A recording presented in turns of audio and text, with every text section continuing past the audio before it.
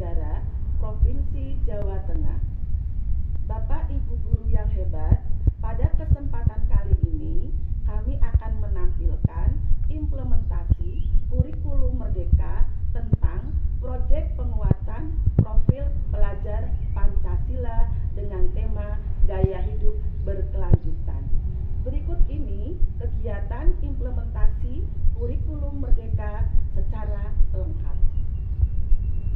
Waalaikumsalam warahmatullahi wabarakatuh. Oke, hari ini pertemuan untuk pembelajaran P5.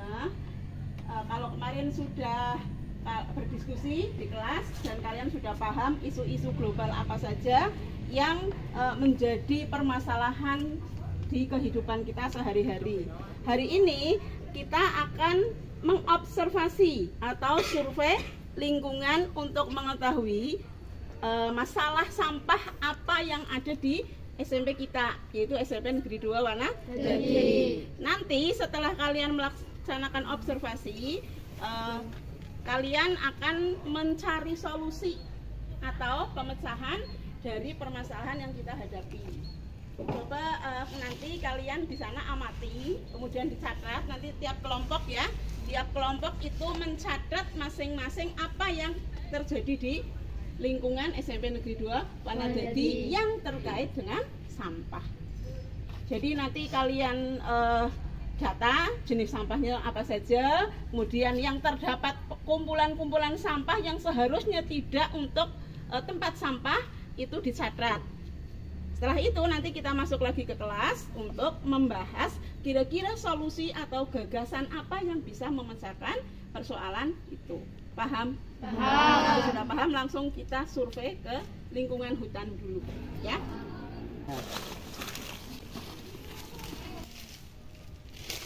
Anak-anak, silahkan kalian amati lingkungan sekolah kita yang kaitannya dengan isu-isu global tentang apa, Nak?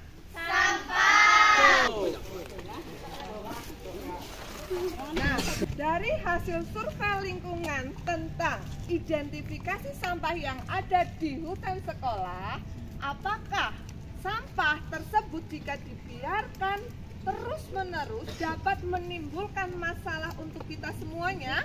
Iya. Pasti akan menimbulkan masalah. Kalau sudah ada masalah, pasti akan berdampak. Apa saja contoh dari dampak sampah yang menumpuk? Banjir, tanah longsor. Terus apa lagi? Ya, lingkungan menjadi bau, menimbulkan banyak penyakit. Dari permasalahan tadi dan dampak yang kita temukan, apakah kalian punya solusi untuk mengatasi masalah tersebut? Saya, Bu. Punya? Apa? Bersama? Menurut saya harus dibakar saja biar cepat. Oke, dibakar. Ada yang punya solusi lain? Kelompok 3, solusinya apa untuk mengatasi sampah tersebut? Ya, menurut saya sekolah kita bekerja sama dengan pengolahan sampah di luar agar kita bayar dan agar sekolah kita bersih. Adakah kelompok lain yang mempunyai solusi untuk memecahkan masalah sampah yang ada di sekolah kita? Ayo, Bu. Oke, Faiza, silakan. Kalau menurut saya, pendapat dari teman-teman justru akan membuat masalah baru. Yang pertama, jika sampah tersebut dibakar, akan menyebabkan pencemaran udara.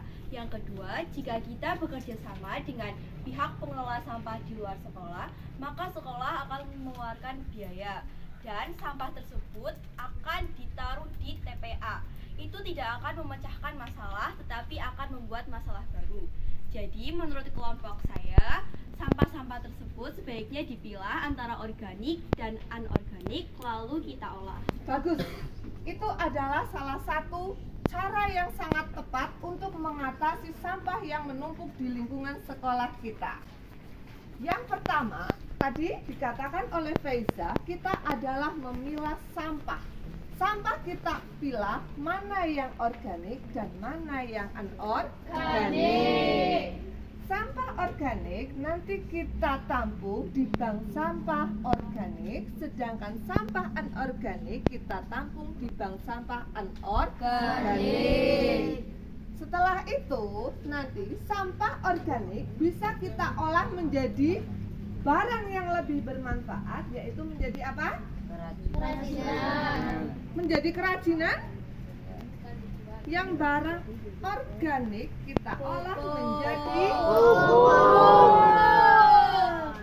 Kalau yang anorganik kita apakan? Kita ubah menjadi sebuah kerajinan. Selain diubah menjadi kerajinan, bisa juga kita jual sehingga menghasilkan nilai ekonomi. Nah, kalau sampah plastik seperti ini, apakah laku untuk kita jual? Tidak. Kalau tidak laku untuk dijual, adakah yang punya solusi untuk mengatasi sampah plastik seperti ini? Bu, di desa Kasilip ada mesin pengolah sampah plastik menjadi BBM sintesis. Wah, keren sekali. Itu bisa menjadi solusi yang sangat tepat untuk mengatasi sampah plastik yang ada di sekolah kita. Nanti Bu Dewi sampaikan ke pihak sekolah karena ini kan terkait dengan mesin. Kalau berbicara tentang mesin, kan tidak mungkin sekolah kita bisa membuat sendiri. Bukan nanti bisa menjadi program untuk kedepannya. Baiklah anak-anak, sekarang kita telah sampai ke tahap kesimpulan. Siapa di antara kalian yang bisa menyimpulkan hasil diskusi kita pada siang hari ini? Saya, Bu. Silahkan Faiza. Jadi kesimpulannya, untuk memecahkan masalah sampah, yang pertama, sampah akan kita pilah antara organik dan anorganik. Yang kedua, kita akan menyetorkan sampah tersebut ke bank sampah. Dan yang ketiga, kita akan mengolah sampah-sampah tersebut. Oke, jadi kesimpulannya ada 3. Yang pertama, kita akan memilah sampah tersebut, mana sampah organik dan mana sampah anorganik. Yang kedua, kita akan menyetorkan sampah tersebut untuk disetorkan ke bank sampah. Yang ketiga, kita akan mengolah sampah tersebut menjadi barang yang lebih bermanfaat. Nah, untuk mempermudah itu semua, kita akan membuat suatu gerakan yang disebut dengan PSO, sehingga di telinga kita lebih familiar. P, kita akan melakukan kegiatan pilah. S, itu sedekah, kita sedekahkan ke bank sampah. Olah, nanti kita olah. Sampah organik kita olah menjadi pupuk, sedangkan sampah anorganik kita bisa olah menjadi barang yang lebih bermanfaat. Contohnya adalah kerajinan. Dan yang satunya lagi tadi dari Desa Kasilip punya solusi, ada mesin pengolah sampah plastik menjadi BBM. Sudah paham semuanya? Sudah. Kalau sudah, kita akhiri kegiatan pembelajaran siang hari ini dengan bacaan hamdalah bersama-sama. Alhamdulillahirabbil alamin. Assalamualaikum warahmatullahi wabarakatuh. Waalaikumsalam warahmatullahi wabarakatuh.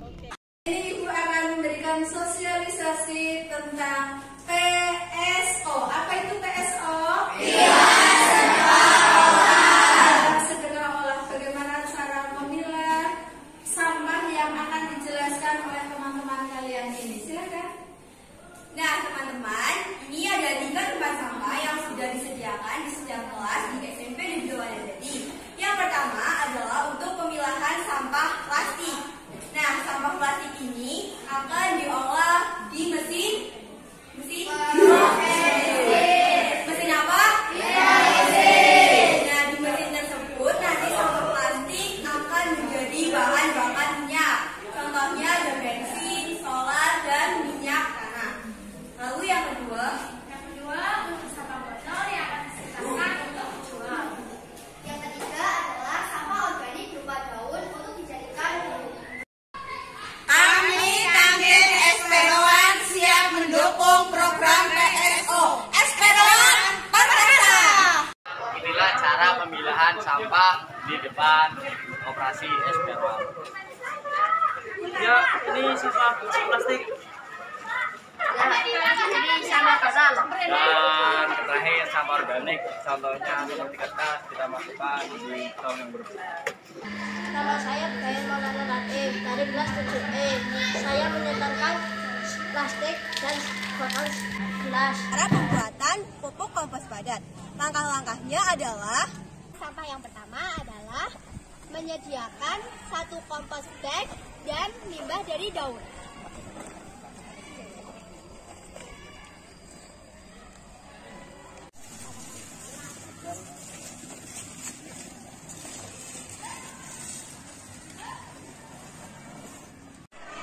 Yang kedua, potong atau cacah-cacah hingga kecil-kecil.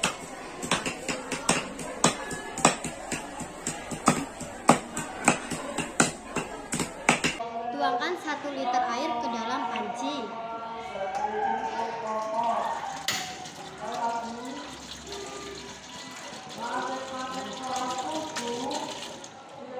Kemudian masukkan 1 kg gula pasir sambil dipanaskan.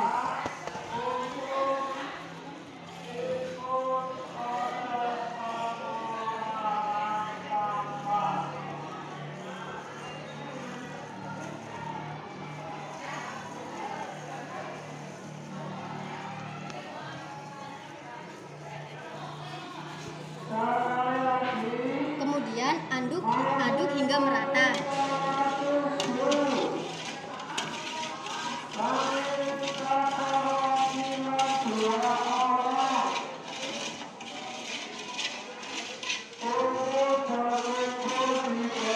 Kemudian tambahkan cairan EM4 100 ml ke dalam air gula. Lalu aduk sampai merata dan diamkan selama 20 menit.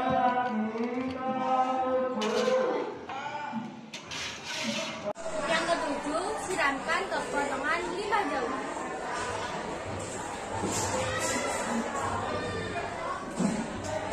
Yang kedelapan, masukkan ke kompres bag.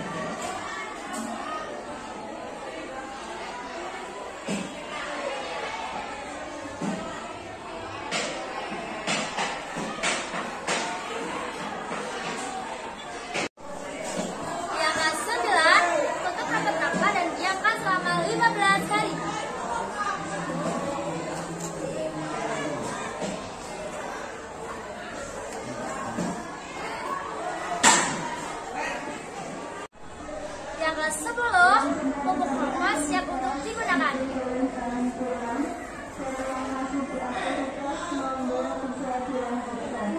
Assalamualaikum warahmatullahi wabarakatuh. Perkenalkan, nama saya Agung Dharma Febrian. Saya Safa Azahra. Saya Faizanil Husna. Saya Davinda Astia Majisa. Dan saya Herman. Kami mengucapkan selamat Selamat datang datang di Bank Sampah SP1. Teman-teman, Bank Sampah SP1 menerima sedekah sampah dari masing-masing kelas ataupun kantin, yaitu berupa botol minyak, botol minuman, dan gelas minuman. Selanjutnya, kami juga menerima sampah plastik untuk dijadikan bahan bakar seperti bensin, solar, dan minyak tanah. Cara melakukan pengolahan sampah plastik menjadi bahan bakar minyak melalui mesin pirolisis adalah itu kita menyalakan blower dan pengontrol suhu.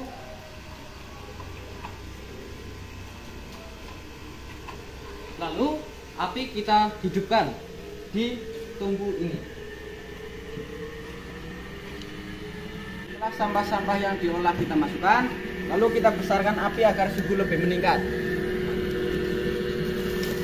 Selanjutnya kita akan menunggu suhu minimal 100 derajat Celcius. Setelah 100 derajat Celcius, kita bisa memasukkan sampah plastik ke dalam pirolisis melalui mulut pirolisis. Nah, teman-teman, setelah itu kita akan membuka mulut pirolisis untuk memasukkan. Setelah kita membuka mulut pirolisis, kita akan memasukkan sampah plastik ini ke dalam pirolisis. Masukkan, maaf. Ketika proses pengolahan sudah menunjukkan suhu lebih dari 100 derajat Celcius, sudah terlihat tetes-tetes solar, bensin, dan minyak tanah. Demikianlah aksi nyata kurikulum Merdeka di SMP Negeri 2 Wanadadi tentang proyek penguatan profil pelajar Pancasila dengan tema gaya hidup berkelanjutan. Semoga dapat menginspirasi Bapak Ibu guru yang hebat untuk pembentukan karakter siswa, yaitu peduli lingkungan hidup. Terima kasih, salam hebat.